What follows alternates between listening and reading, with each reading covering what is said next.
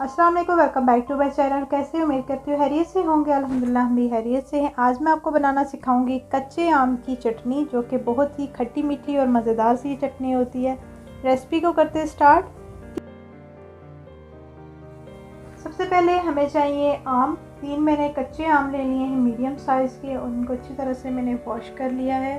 तो अब इसका हम जो है छिलका उतारेंगे। छिलका उतारने के बाद जो है इनको छोटे छोटे हम टुकड़ों में काट लेंगे।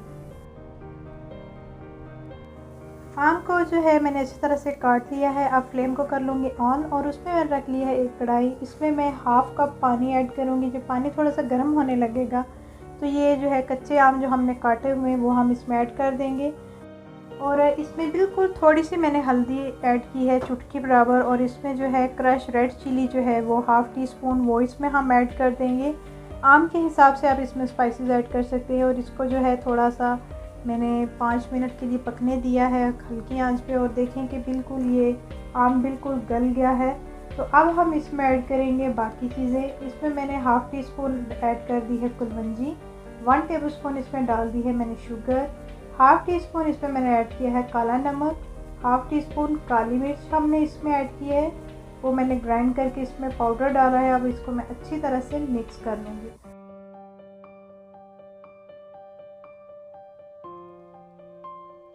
लास्ट में फ्लेम ऑफ करके इसमें कुछ कतरे मैं डाल दूंगी वाइट विनेगर सिरके की।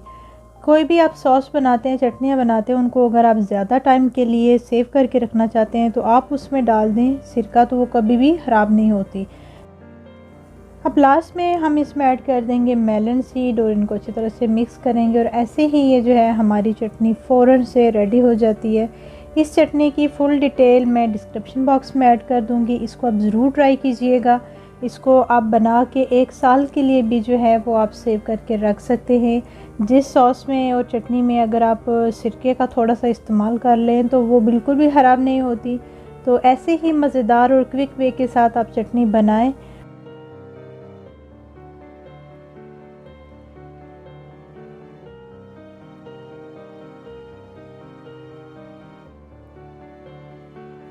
उम्मीद करती हूँ आपको ये मेरी रेसिपी अच्छी लगी होगी। इसको आप ज़रूर ट्राई कीजिएगा।